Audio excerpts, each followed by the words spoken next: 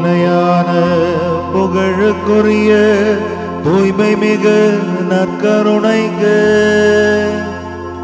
எல்லா காலமும் ஆராதனையும் புகழும் மாட்சி உண்டாக கடவது.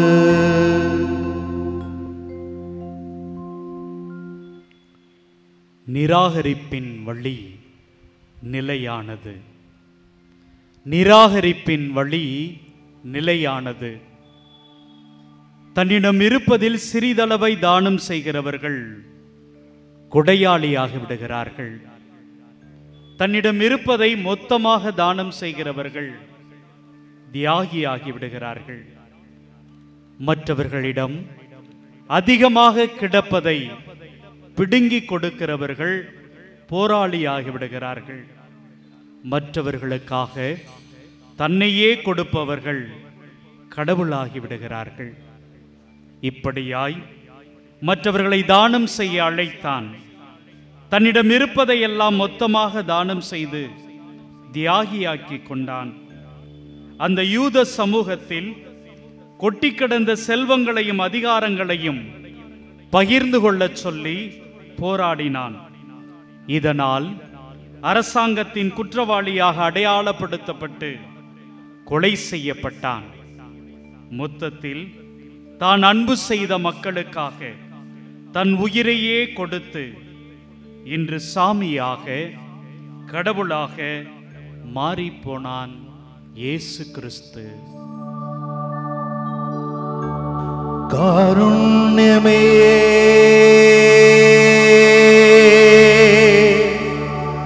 உந்தன் மடி தேடும் பாவினா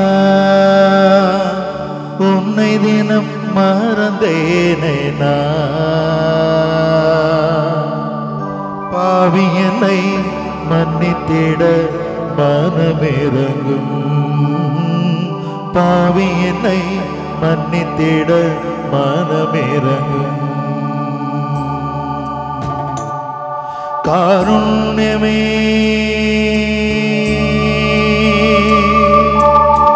உந்தன் மடி தேடும் பாவினா உன்னை தினம் மறந்தேனே பாவியனை மன்னித்திட மனமிறங்கும். பாவியனை மன்னித்திட மனமிறங்கும்.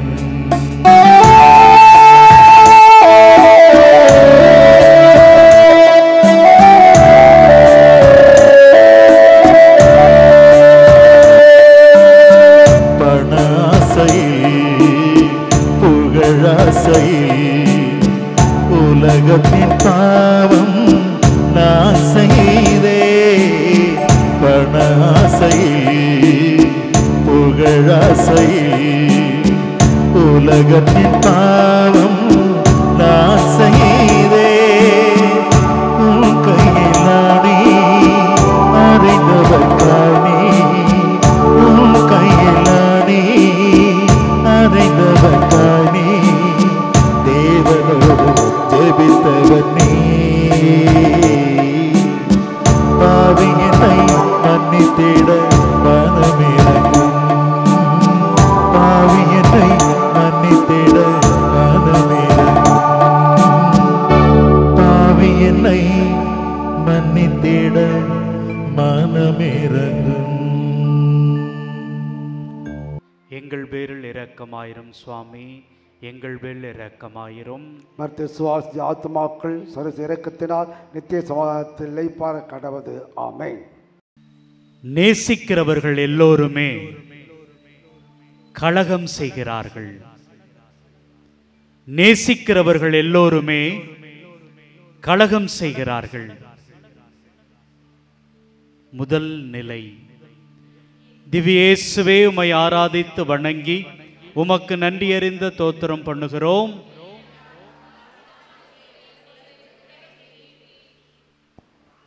அன்பு செய்கிற எல்லோருமே யாரோ ஒருவர் முன்பாக கை கட்டி தலை குனிந்து குற்றவாளியாக நிற்க வேண்டியிருக்கிறது.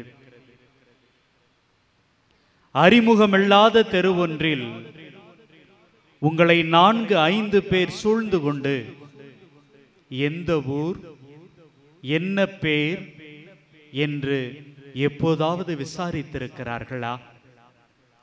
நீங்கள் பதில் சொல்ல தயங்குகிற அந்த நேரத்தில் அமைதியா கேட்டா இவனெல்லாம் சொல்ல மாட்டான் என்று சொல்லி அந்த வார்த்தை முடியும் முன் உங்களை கன்னத்தில் அறைந்ததுண்டா? அதை விடவும் யாரை காண அங்கு சென்றீர்களோ அவர்களே, உங்களை வரச் சொன்ன அவர்களே, உங்களுக்கும் அவர்களுக்கும் தொடர்பில்லை என்பது போல் உங்களை கண்டும் காணாமல் கடந்து போவதை பார்த்து மனம் விதும்பி கதறி அழுததுண்டா? அன்பு செய்கிற எல்லோருமே ஏதோ ஒரு புள்ளியில் குற்றவாளியாக, பைத்தியமாக தீர்ப்பிடப்படுகிறார்கள். இறுதியாக எல்லோராலும் கைவிடப்படுகிறார்கள். என்ன தவறு செய்தான் என்ற கேள்விக்கு எல்லாரும் கலகக்காரன் என்று கத்தினார்கள். ஆம், உண்மையாக அன்பு செய்கிற எல்லோருமே கலகம்தான் செய்கிறார்கள்.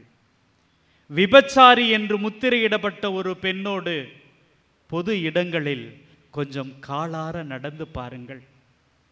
தாழ்த்தப்பட்டவன் என்று நிராகரிக்கப்பட்ட மனிதரிடமிருந்து ஒருவேளை உணவோ அல்லது ஒரு குவளை நீரோ வாங்கி அருந்தி பாருங்கள். ஒரு எய்ட்ஸ் நோயாளிக்கு உங்கள் வீட்டில் இடம் கொடுத்து பாருங்கள். அப்போது அறிவீர்கள் அன்பு செய்வது என்பது கலகம் செய்வது என்பதை. இயேசுவும் அப்படி ஒரு கலகத்தை தான் செய்தார். யாரெல்லாம் அந்த யூத சமூகத்தில் நிராகரிக்கப்பட்டார்களோ அவர்களை எல்லாம் நேசிப்பதற்காக வந்தவன் மருத்துவன் நோய் அற்றவருக்கல்ல, நோயுற்றவருக்கே என்று நெஞ்சை நிமிர்த்து கொண்டு சொன்னதோடு அல்லாமல் அவர்களோடு உண்டு மகிழ்ந்து உறவை வளர்த்து கொண்டவன்.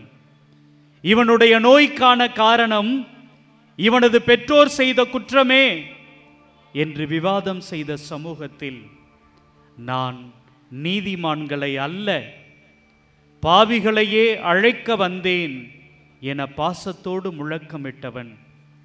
நிராகரிக்கப்பட்டவர்களை எல்லாம் நண்பராக்கி கொண்டு அவர்களை நேசிப்பதற்காகவே வீதி வீதியாய் பைத்தியக்காரனாய் அலைந்தவன் இங்கே குற்றவாளியாக நிறுத்தப்பட்டிருக்கிறான். உங்களில் தவறு செய்யாதவர்கள் முதல் கல்லை இவள் மேல் வீசட்டும் என்று தீர்ப்பு சொன்னவன் குற்றவாளியாக காரி துப்பிய எச்சில் முகத்தில் வழிய நின்று கொண்டிருக்கிறான். வரி தண்டுபவரை, விபச்சாரியை, தொழுநோயாளரை, விலைக்கு வைக்கப்பட்ட சமாரியரை, ஏதும் அறியாத குழந்தைகளை இயேசு நிஜமாக நேசித்தார். இதுதான் இந்த இயேசுவை குற்றவாளியாக, கலகம் செய்பவராக அடையாளப்படுத்தியது.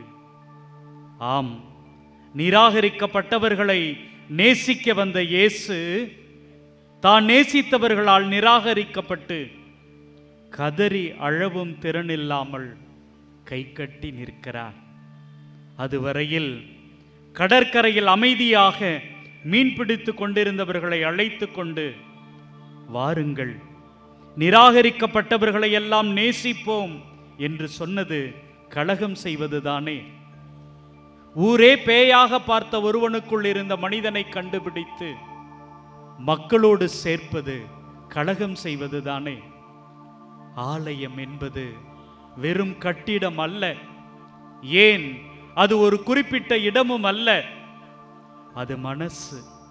மற்றவர்கள் மகிழ்ச்சியோடு வாழ வேண்டும் என துடிக்கும் எல்லா இருதயங்களுமே இறைவன் வாழும் ஆலயம்.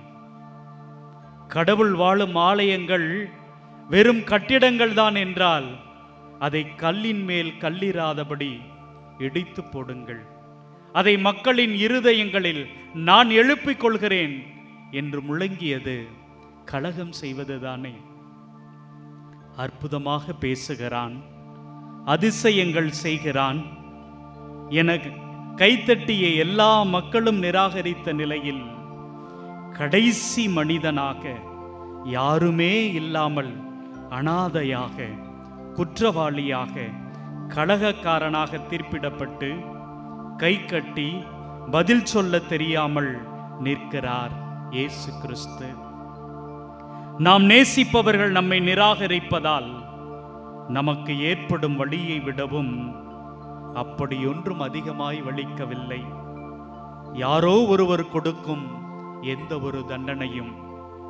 ஆம், இங்கே இயேசுவுக்கும் பிலாத்துவின் தண்டனை அப்படியொன்றும் பெரிதா வலிக்கவில்லை. நாம் நேசித்த நண்பர்களும் கூடி வந்த மக்களும் நிராகரித்த அந்த நொடிகளை நினைத்து பார்க்கும்போது உடலின் வேதனையை ரணங்கள் சொல்லிவிடும், உள்ளத்தின் வேதனையை உதடுகளா சொல்லிவிடும். தீர்ப்பிடா என்று சொன்ன என் இயேசுவின் நிலைமையை பார். குருதியில் நனைந்திருக்கும் இயேசுவின் முகத்தினை பார். தீர்ப்பிடா என்று சொன்ன என் இயேசுவின் நிலைமையை பார். குருதியில் நனைந்திருக்கும் இயேசுவின் முகத்தினை பார்.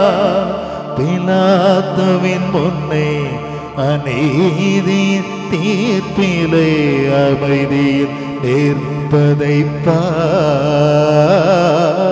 பிலாத்துவின் முன்னே அநீதியின் தீர்ப்பிலே அமைதியில் நிற்பதை பார்.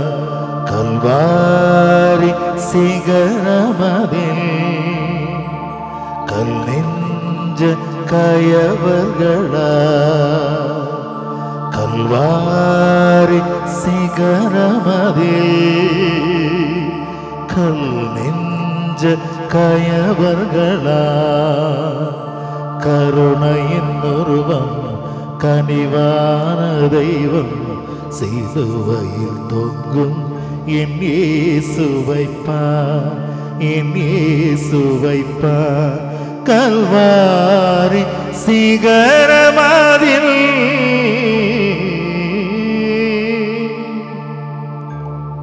எங்கள் பேரில் இரக்கமாயிரும் சுவாமி, எங்கள் பேரில் இரக்கமாயிரும். மற்ற சுவாசி ஆத்மாக்கள் சரச இரக்கத்தினால் நித்திய சமாதானத்தில் இளைப்பாற கடவது. ஆமென். சிலுவையை விடவும் மனசு கனமாகி அழுத்துகிறது. இரண்டாம் நிலை, திவ்யேசுவே உம்மை ஆராதித்து வணங்கி உமக்கு நன்றி அறிந்த தோத்திரம் பண்ணுகிறோம். அது 2 பாரமான சிலுவையை கொண்டு உலகத்தை மீட்டு ரட்சித்தீர். சிறுவயதில் உங்களது தங்கையையோ தம்பியையோ தூக்கி கொண்டு நீண்ட தூரம் நடந்ததுண்டா? உங்களுக்கு பிரியமான ஒருவரை பின்புறம் அமர வைத்து மூச்சு வாங்க மிதிவண்டியில் அழைத்து சென்றதுண்டா? நீங்கள் அதிகமாக அன்பு செய்யும் ஒருவருக்காக ஏதோ ஒன்று வாங்க ஒவ்வொரு கடையாய் ஏறி இறங்கியதுண்டா? உயிருக்கு போராடும் மனிதரை பாதி பிணமாக வைத்துக்கொண்டு மருத்துவரிடம் காப்பாற்றும்படி கதறி அழுததுண்டா? யாரெல்லாம் அன்பு செய்கிறார்களோ அவர்களெல்லாம் இருதயத்தில் அன்பு செய்பவர்களின் ஞாபகங்களையும் தோள்களிலும் மடிகளிலும் அவர்களையுமே சுமக்க வேண்டியிருக்கிறது. நேசிக்கும் போது நேசிப்பதனாலேயே இருதயம் கனமாகி விடுகிறது. சிலுவை அவமானத்தின் அடையாளம். மன்னனுக்கும் மக்களுக்கும் எதிராக செயல்படுபவருக்கு வழங்கப்படும் தண்டனை சிலுவை தண்டனை யாருக்கு அளிக்கப்படுகிறதோ அவர்கள் மனிதரிடமிருந்து விலக்கப்பட்டு அக்ரிணையாக அன்று யூத சமூகத்தில் அடையாளப்படுத்தப்பட்டார்கள். ஆம், இயேசுவை கடவுளாக அல்ல, ஏன் மனிதனாக கூட அல்ல, அக்ரிணையாகவே நடத்தினார்கள். நிராகரிக்கப்பட்டது எதுவென்றாலும் இயேசு நேசிக்க தொடங்கி விடுவார். அதற்காக சிலுவையை கூடவா? இங்கே இயேசு என்ற மனித கடவுளின் பலவீனம் இதுதான். நிராகரிக்கப்பட்டவர்களை மனசில் சுமக்கும் போது அதுவரை நம்மை நேசித்தவர்களும் நமக்கு எதிரியாகி விடுகிறார்கள். இயேசு பாவிகளை ஏற்றுக்கொண்ட பொழுது பரிசேயர்களும் மறைநூல் அறிஞர்களும் இயேசுவை பரிகாசம் செய்தார்கள். அப்படிதான் இயேசு சிலுவையை சுமந்தபோது அவரை குற்றவாளி என்று சொல்லி எல்லோருமே விலகி போனார்கள். இயேசுவின் தோளில் இருந்த சிலுவையை விடவும் மனசில் இருந்த வேதனை கனமாகி அவரை அழுத்துகிறது. தடுமாறி விழுகிறார். நாம் எண்ணி இருக்கலாம் அது அடியின் வலி என்று, அது சிலுவையின் பாரம் என்று. மன்னிக்கவும், இயேசுதான் கடவுளாயிற்றே. கடவுள் எப்படி தடுமாற முடியும்?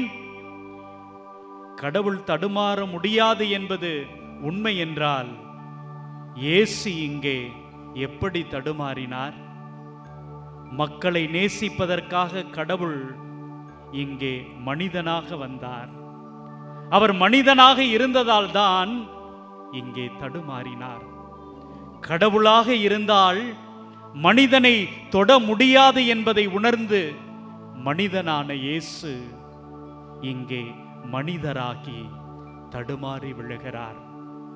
ஆம், நேசம் என்பது மகிழ்ச்சி அல்ல.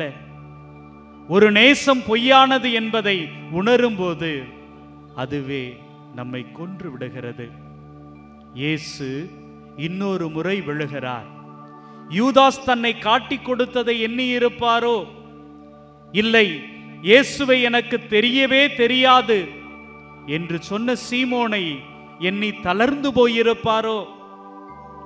இல்லை, சுமை சுமந்து சோர்ந்திருக்கும் என் செல்ல பிள்ளைகளே, என்னிடம் ஆறுங்கள் என்று யாரை பார்த்து பாசமாய் அழைத்தாரோ அந்த மக்கள், அவர்களே அவரை சிலுவையில் அறையும் என்ற குரல் ஒருவேளை இப்போது இவரது காதில் ஒலித்திருக்கலாம்.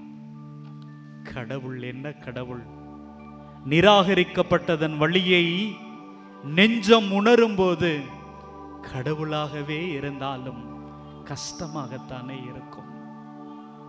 ஏதோ ஒருவருடைய நேசம் நம்மை திரும்ப திரும்ப அழ வைக்கிறது என்றால் நாம் வீழ்ச்சி அடைகிறோம் என்ற அர்த்தம். இயேசு மீண்டும் மீண்டும் விழுகிறார். எதிரிகளால் அல்ல, தன் பகைவர்களால் அல்ல, தான் அதிகம் அன்பு செய்த மக்களால், சீடர்களால். ஆம், இயேசு எதிரிகளால் அல்ல, தோழனால் தோற்கடிக்கப்பட்டார். வெறுப்பால் அல்ல, பிரியத்தால் வீழ்த்தப்பட்டார்.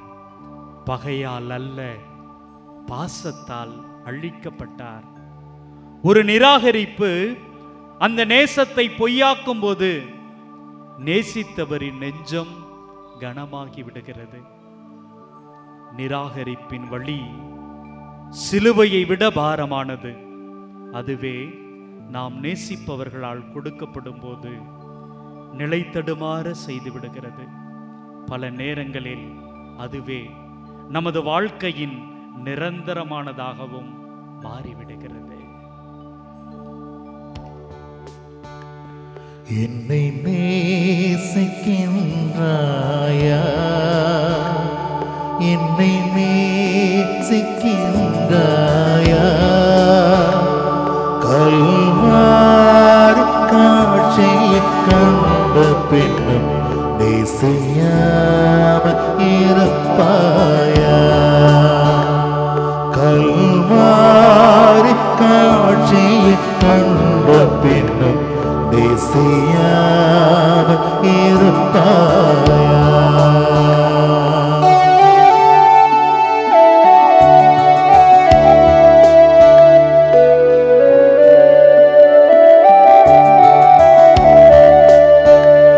பாவத்தின் அகோரத்தை பாதகத்தின் முடிவினை பாவத்தின் அகோரத்தை பாதகத்தின் முடிவினை பரிகார சின்னம சிலுவையிலே பலியான பாவி உனக்கா பரிகார சின்னம சிலுவையிலே பலியான பாவி உனக்கா என்னை நேசிக்கின்றாயா?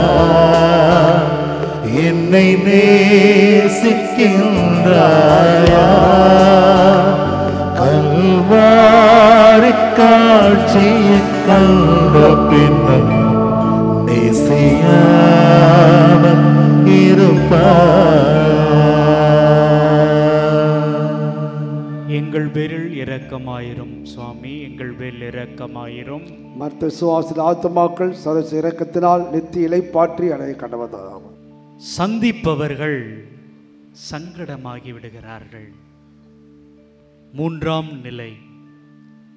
திவ்ய இயேசுவே, உம்மை ஆராதித்து வணங்கி உமக்கு நன்றி அறிந்த தோத்திரம் பண்ணுகிறோம். அது தெண்டாஸ்த பாரமான சிலுவையை கொண்டு உலகத்தை மீட்டு ரட்சித்தீர். நீங்கள் அன்பு செய்யும் ஒருவர் உங்களை அழைக்கும் போது நீங்கள் கால் கடுக்க நடந்து அவரை சந்திக்க நேரிடலாம். அவரின் முக்கியமான தினங்களில் அவரை வாழ்த்தவோ குறும் செய்தி அனுப்பவோ நள்ளிரவு வரை விழித்திருக்க நேரிடலாம். அசதியில் உறங்கும் நேரத்தில் நீங்கள் அன்பு செய்யும் ஒருவரால் கலைக்கப்படும் உறக்கத்தை நீங்கள் பொறுத்து கொள்ளத்தான் வேண்டும். காரணம், நீங்கள் அவரை அன்பு செய்கிறீர்கள். அன்பு செய்கிற எல்லோருமே இப்படி தங்களை சொந்த சிறையில் தாங்களே அடைத்து கொள்கிறார்கள். அவர்களின் சிந்தனை, சொல், செயல் அனைத்தும் அன்பு செய்கிற அந்த நபரின் ஒரே புள்ளியில் நின்று விடுகிறது. இந்த வழிப்போக்கன் சீமோனுக்கும் நம் இயேசுவுக்கும் எந்த சம்பந்தமும் இல்லை, உறவும் இல்லை. இயேசுவின் மீதான எந்த குற்றச்சாட்டுக்கும் உடந்தையும் இல்லை. அவன் குறுக்கே வந்ததுதான் குற்றம். அன்பின் குறுக்கே வந்தவனுக்கே இவ்வளவு கேள்விகள், கொலை மிரட்டல்கள் என்றால் அன்பு செய்தவனை என்னவெல்லாம் செய்திருப்பார்கள்? அன்பு செய்கிற எல்லோருமே ஒரு வகையில் துடிக்கத்தான் செய்கிறார்கள். ஆனால் அன்பின் சிறப்பு என்னவென்றால் அவர்கள் அவஸ்தை அடைகிறார்கள் என்பதை அறியவே விடுவதில்லை. ஒவ்வொரு முறையும் வெரோனிகா இயேசுவின் முகத்தை துடைக்கிறாள்.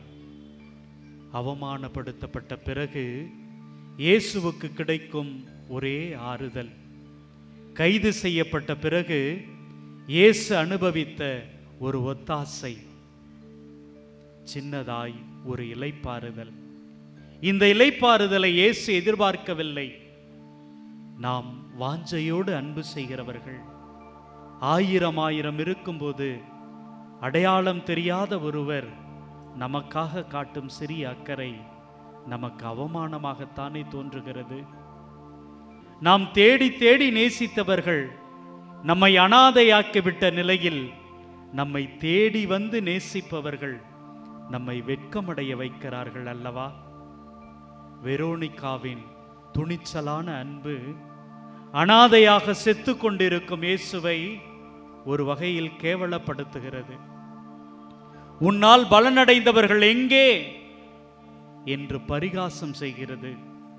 ஆம், நீங்கள் யாரையேனும் பழிவாங்க வேண்டுமா? அன்பு காட்டி விலகி விடுங்கள். யாரையேனும் கொடுமைப்படுத்த வேண்டுமா? அன்பு காட்டிவிட்டு வேறொரு அன்புக்கு தாவி விடுங்கள். யாரையேனும் பைத்தியமாக்க வேண்டுமா? பிரியம் வைத்து பின்பு மறந்து விடுங்கள். யாரையேனும் கொலையாளியாக்க வேண்டுமா? அன்பு காட்டிவிட்டு மறந்து விடுங்கள். ஒரு யானையின் தும்பிக்கையை தடவி கொடுங்கள், அதை முட்டி போட வைக்கலாம். அதை முட்டி போட்டு சங்கிலியால் கட்டி போட்டு தேவைப்படும் போது பிச்சை எடுக்கவும் வைக்கலாம். ஆம், அன்பு எந்த ஒரு உயிரையும் கோழையாக்கிவிடும். இயேசு விசாரணையில் எதிர்த்து பேசவில்லை, பொய்க்குற்றங்களை மறுதலிக்கவில்லை, கன்னத்தில் அறைந்தவனை எதிர்த்து அடிக்கவும் இல்லை. காரணம், அவர் கோழையாகிவிட்டார். பச்சை மரத்துக்கே இவ்வாறு செய்கிறார்கள் என்றால் பட்ட மரத்துக்கு என்னதான் செய்ய மாட்டார்கள் என்று கழிவிரக்கம் கொள்கிறார்.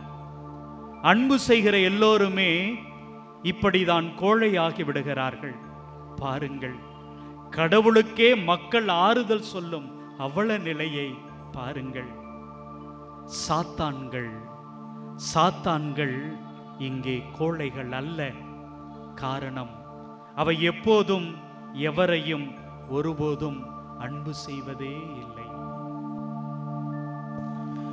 கண்ணீர் சிந்திய மனிதருக்கு அருள் பண்ணிய திருமகனே, கண்ணீர் சிந்திய மனிதருக்கு அருள் பண்ணிய திருமகனே,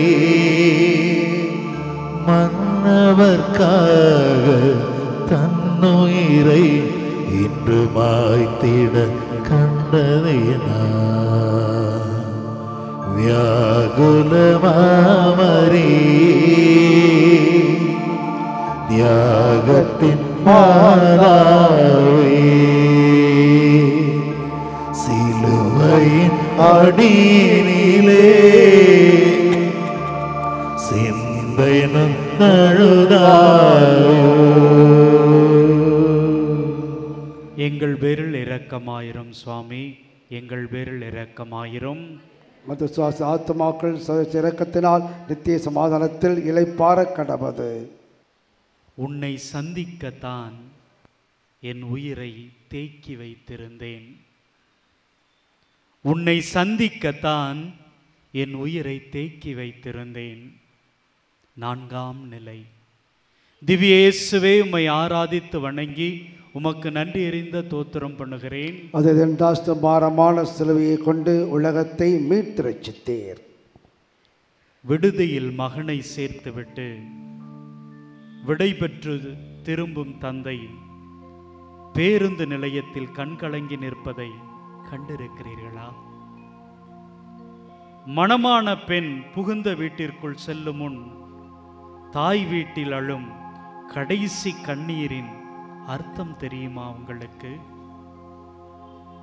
கொடிய நோயால் துடிக்கும் மகனை பார்த்துவிட்டு எடுத்துக்கொள்ளும் ஆண்டவரே என கதரும் தாயை கண்டதுண்டா?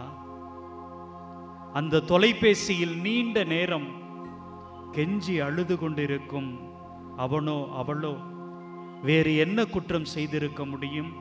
அன்பை தவிர. அன்பு என்பது ஒரு இழப்பு. நீங்கள் அன்பு செய்ய தொடங்கிவிட்டீர்கள் என்றால் எல்லாவற்றையும் இழக்க தொடங்கிவிட்டீர்கள். முதலில் உங்கள் லட்சியத்தை, பின்பு உங்கள் நிம்மதியை, அதன் பின் உங்கள் உடல் நலம், மொத்தத்தில் உங்களின் அடையாளத்தையே இழக்கிறீர்கள். இயேசு அன்பு செய்ய தொடங்கியதும் முதலில் இழந்தது தன் தொப்புள் கொடி உறவைதான். ஏன் என்னை தேடினீர்கள்? யார் என் தாய்? யார் என் சகோதரன்? இவையெல்லாம் அன்பு செய்ய தொடங்கிய இயேசுவின் ஆரம்ப கால கேள்விகள். தன்னை சந்திக்க வந்த தாயிடம் இயேசு சொல்கிறார், முதலில் தொப்புள் கொடியை இழந்தேன், பின் உங்களை இழந்தேன். இப்பொழுது என் முகம் சிதைந்து அடையாளம் இழந்து நிற்கிறேன். அன்பிற்காக கொடுக்க இன்னும் கொஞ்சம் என் உயிர் மட்டும் மிச்சம் இருக்கிறது. பின்பு வந்து பெற்றுக்கொள் உன் உதரம் சுமந்த எனது இந்த உடலை. யோசேப்பு மரியாளை மறைவாக விலக்கிவிட, மரியாள் என்ன குற்றம் செய்தால்? உனது உள்ளத்தையும் ஒரு வாள் ஊடுருவி பாயும் என சிமியோன் சொல்லும்போது அதை கேட்டுக்கொண்டு மரியாள் ஏன் அமைதியாக இருக்க வேண்டும்? எல்லாவற்றையும் விட இந்த மனித குலத்தின் மீட்புக்காக மரியாள் மட்டுமே தன்னுடைய அழகை, ஆடம்பரத்தை, செல்வங்களை, உறவுகளை அடமானம் வைக்க வேண்டும். ஐயோ பாவமே! இந்த மரியாளும் அல்லவா இந்த மக்களை தன் மகனோடு சேர்த்து கொண்டு அன்பு செய்திருக்கிறாள். அன்பு செய்கிறேன் என சொல்லிக்கொண்டு அபகரித்துக் கொள்வதற்கு பேர் சுயநலம். அன்பு செய்பவருக்காய், அன்பு செய்தவருக்காய் தன் அடையாளத்தையும் இழப்பதே பொதுநலம். சிலுவையின் பாரத்தா நீ விழுந்தி, பாவ சுமைகளின் பாரத்தா நீர் கிடந்தி. சிலுவையின் பாரத்தா நீ விழுந்தி, பாவ சுமைகளின் பாரத்தா நீர் கிடந்தி. விழுந்து கிடந்த நீ எழுந்தது போல, விழுந்து கிடந்த நீ எழுந்தது போல, என்னையும் எழு செய்தருளும் ஐயா, என்னையும் எழு செய்தருளும். வல்லமை தாராயோ, வல்லமை தாராயோ, வல்லமை தாராயோ, வல்லமை தாராயோ, வல்லமை தாராயோ, வல்லமை தாராயோ, வல்லமை தாராயோ, வல்லமை தாராயோ.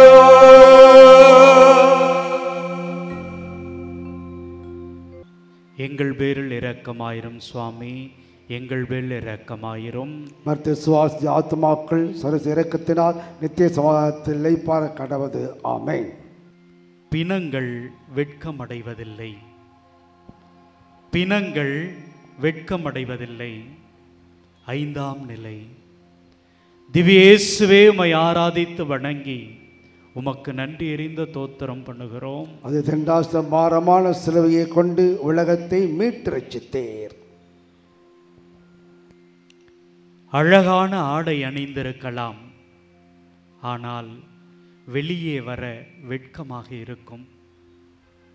நாம் பயணம் செய்து கொண்டிருப்போம், ஆனால் அந்த நபரை பற்றிய வார்த்தையிலோ எண்ணத்திலோ மனசு குத்திட்டு நிற்கும்.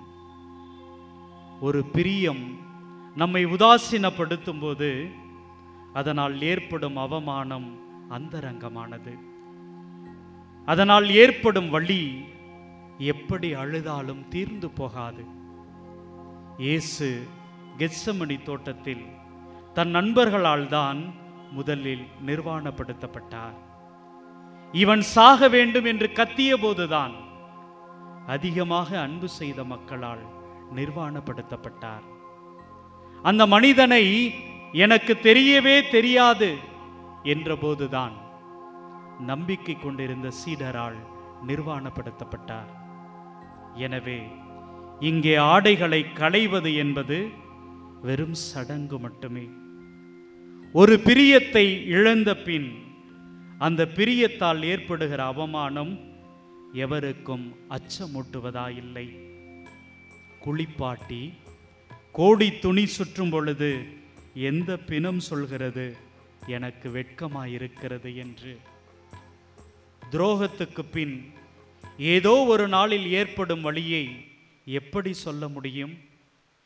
அதிர்ச்சியில் உறைந்து போய் ஆடை இல்லாமல் அலையும் பைத்தியங்களால் சொல்லிவிட முடியுமா அன்பின் வழி இதுதான் என்று?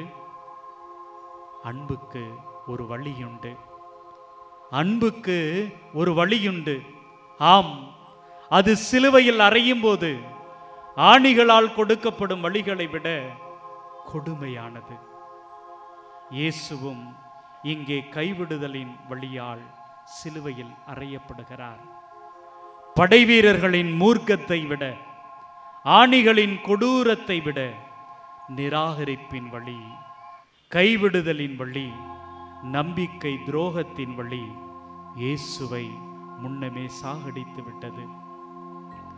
ஒருவன் உலகமெல்லாம் தனதாக்கிக் கொண்டாலும் தனது வாழ்வை இழப்பாரெனில் அவருக்கு கிடைக்கும் பயன் என்ன என்று கேட்ட இயேசுவுக்கு நன்றாக தெரியும், வாழ்வு என்பது பிரியப்பட்டவர்களோடு வாழ்வதுதான்.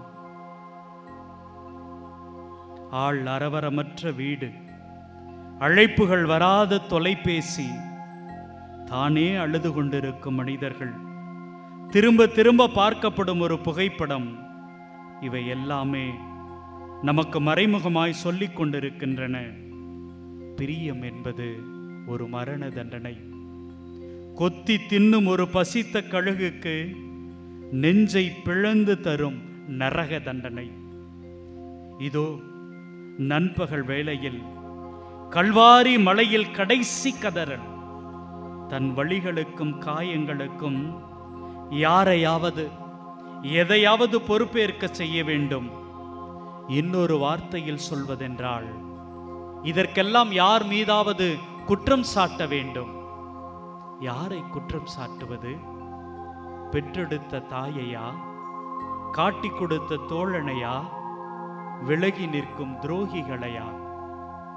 இயேசுவுக்கு நன்றாக தெரியும் தன் மீதுதான் என்பது, தான் கொண்டிருந்த அளவிட முடியாத அன்பின் மீதுதான் என்பது.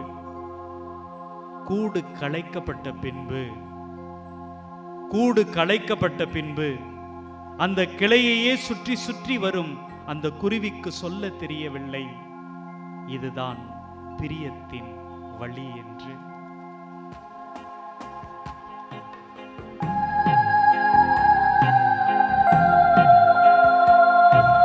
பிறருக்கு உதவி செய்த என் இயேசுவின் கரங்களை பார், ஆணிகள் துளைத்திடவே ஆண்டவர் துடிப்பதை பார். பிறருக்கு உதவி செய்த என் இயேசுவின் கரங்களை பார், ஆணிகள் துளைத்திடவே ஆண்டவர் துடிப்பதை பார். அயலானை மன்னித்து தந்தையின் கரங்களில் ஆவியை துறப்பதை பார். அயலானை மன்னித்து தந்தையின் கரங்களில் ஆவியை துறப்பதை பார். கல்வாரி சிகரமதில் கல் நெஞ்ச கயவர்களா, கல்வாரி சிகரமதில் கல் நெஞ்ச கயவர்களா, கருணையின் உருவம் கனிவான தெய்வம் சிலுவையில் தொங்கும் என் இயேசுவை பார், என் இயேசுவை பார். கல்வாரி சிகரமதில்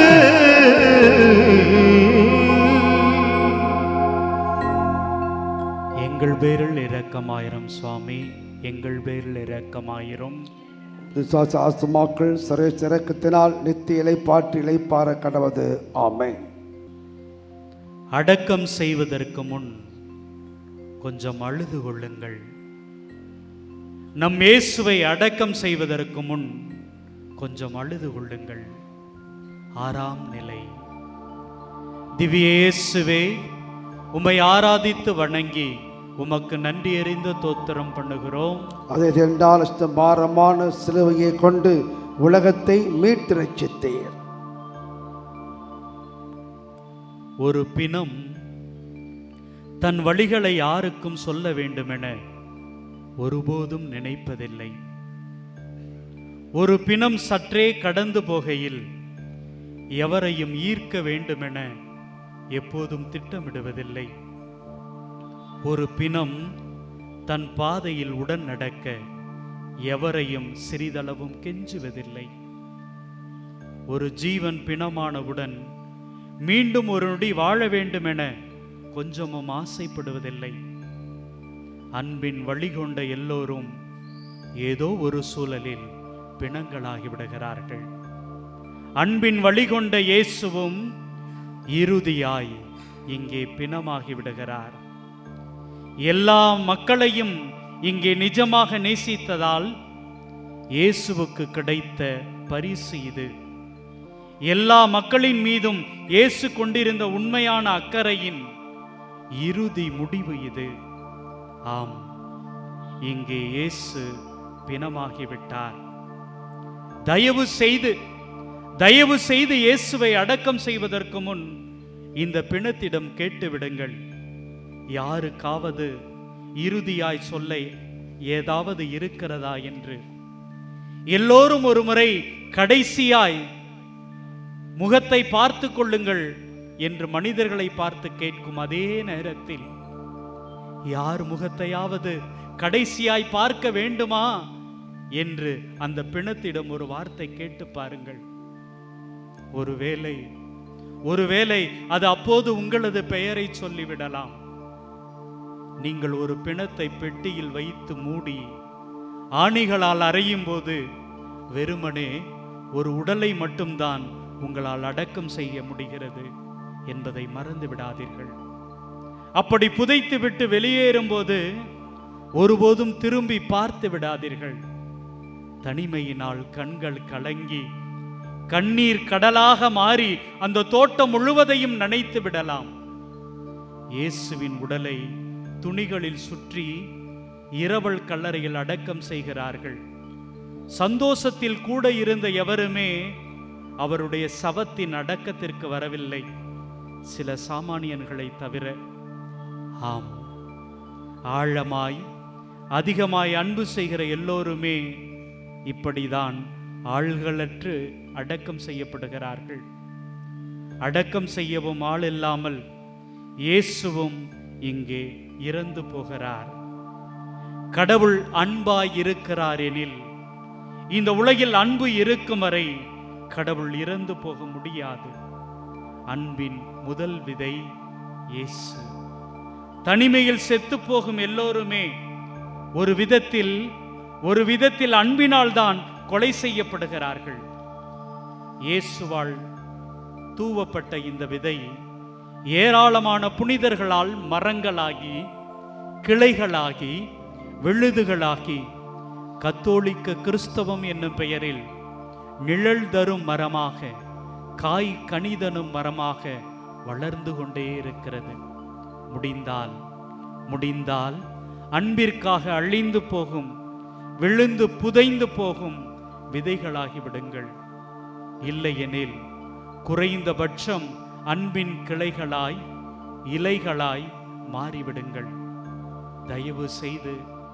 தயவு செய்து அன்பை வெட்டி எறியும் கோடாரிகளாகிவிட வேண்டாம். இயேசு அன்பாகவே வாழ்ந்தார். ஆகவேதான் அனாதையாக செத்து போனார். நீங்கள் அன்பிற்காக அன்பு செய்ய மட்டும்தான் படைக்கப்பட்டிருக்கிறீர்கள். ஆகவேதான் நீங்கள் அவஸ்தைகளுக்கு உள்ளாகுகிறீர்கள். ஆனால் அதனாலேயே, அன்பு செய்வதனாலேயே நீங்கள் கடவுளாகி கொண்டிருக்கிறீர்கள். என் மேல் நீ காட்டிய அன்புக்கு ஈடா என்ன நான் செய்திடுவேன்? என் மேல் நீ காட்டிய அன்பு அன்புக்கு ஈடா என்ன நான் செய்திடுவேன்? உயிருள்ள நாள் வரை உம் பணி செய்தே பாதம் சரணடைவே. உருகாதோ நெஞ்சம் நெகிழாதோ கண்ணீர் பெருகாதோ இறைவா இயேசு தேவா, இறைவா இயேசு தேவா. உருகாதோ நெஞ்சம் நெகிழாதோ கண்ணீர் பெருகாதோ இறைவா இயேசு தேவா, இறைவா இயேசு தேவா. எங்கள் மேல் இரக்கமாயிரும் சுவாமி, எங்கள் மேல் இரக்கமாயிரும். மற்ற சுவாசின் ஆத்துமாக்கள் தரிசு இரக்கத்தினால் நித்திய சமாதானத்தில் இளைப்பாற கடவது. ஆமென். இறுதியாய் இன்னொரு ஸ்தலம். 7ஆம் நிலை. திவ்ய இயேசுவே, உம்மை ஆராதித்து வணங்கி உமக்கு நன்றி எறிந்த தோத்திரம் பண்ணுகிறோம். அது பாரமான சிலுவையை கொண்டு உலகத்தை மீட்டு ரட்சித்தீர். நீங்கள் ஆசையாய் வாங்கி கொடுத்த பரிசு பொருள் உங்கள் பிரியமானவரின் குப்பை தொட்டியில் கிடந்தால் உங்களுக்கு எப்படி இருக்கும்? உங்களை அதிகமாக நேசித்த ஒருவரின் புகைப்படத்தையோ நினைவு பொருளையோ யாராவது அவமதித்தால் உங்களுக்கு என்ன செய்ய தோன்றும்? இதை என் நினைவாக செய்யுங்கள் என்று சொல்லி இயேசு தன் உடலையும் இரத்தத்தையும் உங்களுக்காக கொடுத்தது ஞாபகம் இருக்கிறதா? கல்வாரி மலையில் கடைசி நிமிடத்திலும் உங்களின் கண்ணீரை துடைப்பதற்காக, உங்களை மடி மீது சுமந்து தாங்கிக் கொள்வதற்காக, இதோ உங்கள் தாய் என்று இயேசு தன்னுடைய தாயையே தாரை வார்த்து கொடுத்தது ஞாபகம் இருக்கிறதா? குடும்பம் வறுமை மறைய வேண்டும் என்பதற்காகவும், தொழிலில் முன்னேற வேண்டும் என்பதற்காகவும், வேலை கிடைக்க வேண்டும் என்பதற்காகவும் தன்னை கத்தோலிக்க கிறிஸ்தவளாக காட்டிக்கொள்ள விரும்பாத எவரும் இயேசுவை இன்னமும் காட்டிக் கொடுக்கிறார்கள். நற்கருணையோ அன்னை மரியாளோ எங்கள் வழிபாட்டு முறைகளுக்கு ஏற்றவைகள் அல்ல என்று நிராகரிப்பது இயேசுவுக்கு வலிக்காதா? கிறிஸ்துவின் உடனிருப்பை உணர்த்தும் நற்கருணையை விட என் அன்றாட பிரச்சனைகளின் தீர்வு என்னும் பெயரில் நற்கருணையை விட ஏதோ ஒன்றை தேடி எனது தாய் திருச்சபையை விட்டு விலகி ஓடும்போதெல்லாம் நான் இயேசுவின் கன்னத்தில் அறைகிறேன். காரி எச்சில் துப்பி அசிங்கப்படுத்தி அவமானப்படுத்துகிறேன். ஆம், 2000 ஆண்டுகளுக்கு முன்னால் உலகத்தின் எங்கோ ஒரு மூலையில் பரிசேயர்களாலும் மறைநூல் அறிஞர்களாலும் மட்டுமல்ல, தன் கண் எதிரில் உனக்காக எனக்காக அருகிலேயே காத்திருக்கும் நற்கருணை ஆண்டவர் நிராகரிக்கப்படுகிறார். சோர்ந்து போயிருக்கும் என் சொந்தங்களே, எல்லோரும் என்னிடம் ஆறுங்கள் என்று சொன்னவரை எத்தனை முறை அவமானப்படுத்தி இருக்கிறேன். அன்று குற்றவாளியாக நிறுத்தி இவனை சிலுவையில் அறையும் என்று கத்தினார்கள். இன்று நமது கத்தோலிக்க திருச்சபையின் ஆணி வேராக இருக்கும் நற்கருணையை மறுத்து இவரை எனக்கு தெரியவே தெரியாது என்று எத்தனை முறை சொல்லி இருக்கிறேன். இயேசு பேசுகிறார். என்னிடம் உண்பதற்காக வந்தவர்கள் 1000 நோய்கள் குணமாக வேண்டுமென நெருங்கி வந்து என்னை கெஞ்சியவர்கள் ஏராளம். அரசனாக வருவேன் என்று நம்பி பதவிக்காக என்னோடு பழகியோரும் பலருண்டு. உன்னுடைய ஆதாயத்துக்காக அல்லாமல் ஆசையோடு உனக்காக நற்கருணையில் காத்திருக்கும் என்னை எத்தனை முறை விரும்பி சந்தித்திருக்கிறாய்?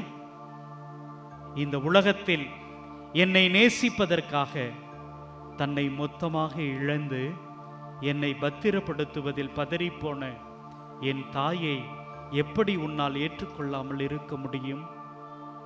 உனக்காக நான் சிந்திய குருதி என் தாய் கொடுத்த பால் அல்லவா? அடி உதை வாங்கி அசிங்கப்பட்ட இந்த தேகம் என் அன்னை மரியாள் தொப்புள் கொடியை அறுத்து உனக்காக தந்ததில்லையா? நான் உன்னை இன்னமும் நேசிக்கிறேன் என்பதன் அற்புதமான அடையாளம் இந்த நற்கருணை. தன் மகனை விட்டு மாண்டு போன தாய் அவன் மீது கொண்ட பாசத்தின் பொருட்டு பேயாகி தன் மகனையே சுற்றி சுற்றி வருவாள் என்பார்களே, அப்படியாய் இந்த நற்கருணையில் உட்கார்ந்து கொண்டு உன்னையே சுற்றி சுற்றி வருகிறேன்.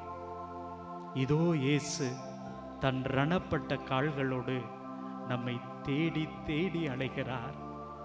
தன் காயப்பட்ட கரங்களை நம்மை நோக்கி நீட்டுகிறார்.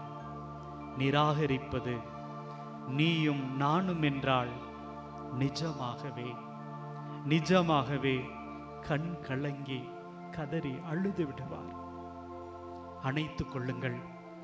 நற்கருணையில் இன்னமும் இறக்காமல் வாழும் இயேசுவை உங்களின் இருதயத்தில் ஒவ்வொரு நாளும் நற்கருணையாக ஏந்திக் கொள்ளுங்கள். இயேசுவே, எனக்காக வந்தவனே, வாழ்ந்தவனே, உன்னுடைய உடனிருப்பு ஒன்று போதும் என்று சொல்லி கொஞ்சம் நெகிழ்ச்சியோடு கெஞ்சி கேட்டு பாருங்கள். ஒருவேளை கவலைப்படாதே என்று உங்கள் காதில் விழும்படி அவர் சொல்லிவிடலாம். இல்லை, கலங்காதே என்று சொல்லி உங்களது கண்களை துடைக்க தன் கரங்களை நீட்டிவிடலாம். காரணம், இந்த நற்கருணையில் இயேசு இன்னும் உனக்காக, எனக்காக, நம் ஒவ்வொருவருக்காக உயிரோடு ஆசையோடு காத்திருக்கிறார்.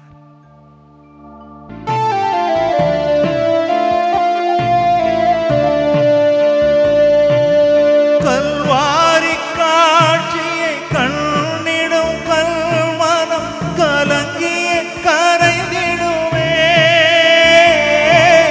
கல்வாரி காட்சியை கண்ணிடும் கல்மனம் கலங்கிய கரைந்திடுமே. இயேசுவே, உம் அன்பை நினைக்கையில் எந்தன் உள்ளமும் நொறுங்கிடுதே. உருகாதோ நெஞ்சம் நெகிழாதோ, கண்ணீர் பெருகாதோ, இறைவா இயேசு தேவா. உருகாதோ நெஞ்சம் நெகிழாதோ, கண்ணீர் பெருகாதோ, இறைவா இயேசு தேவா.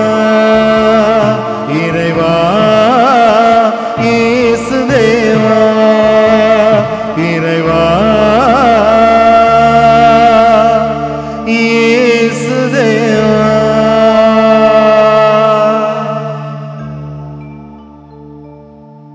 பிரியமானவர்களே, நம்முடைய திருத்தந்தையின் கருத்துகளுக்காகவும் அவரது உடல் உள்ள நலனுக்காகவும் நமது ஆயர், நமது பங்கு தந்தை, உதவி பங்கு தந்தை, நம்முடைய பங்கின் வளர்ச்சிக்காகவும் இதோ நம்பிக்கையோடு இந்த நாளிலே இந்த திருச்சிலுவை ஆராதனையிலே, சிலுவை பாதை நிகழ்விலே கலந்து கொண்டிருக்கிற ஒவ்வொருவருடைய கருத்துகளுக்காகவும் ஆண்டவரிடம் நம்மை ஒப்புக் கொடுப்போம்.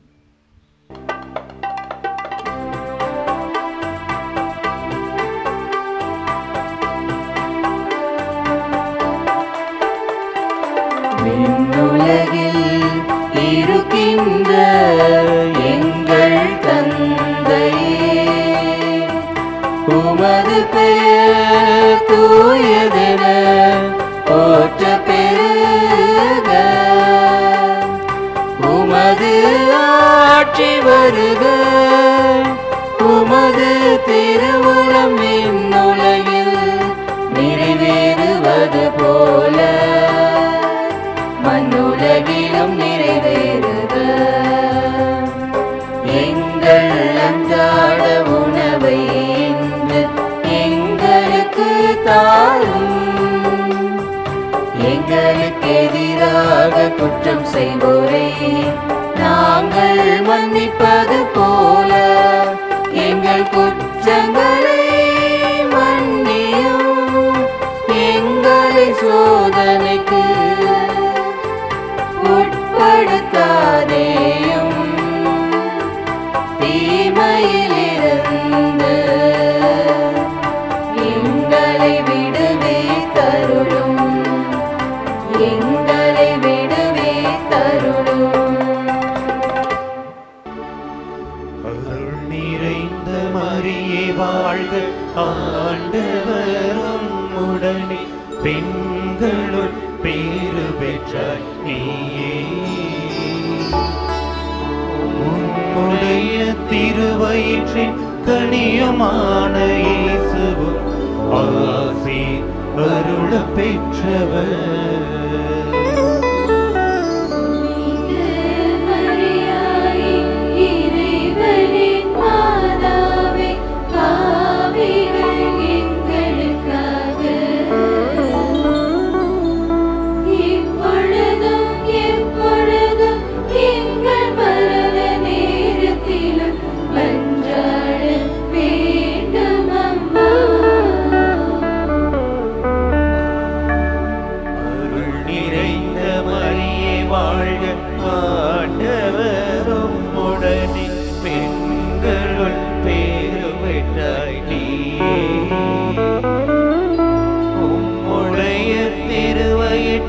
கனியுமான இயேசுவும் ஆசி அருள பெற்றவர்.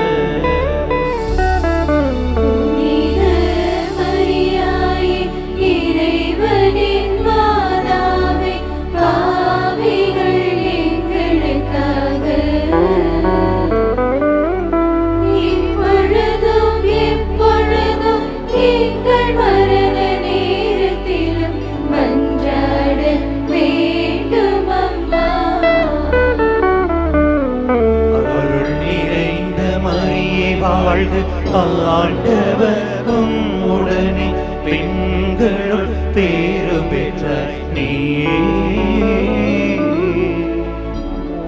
உடைய திருவயிற்றின் கனியுமான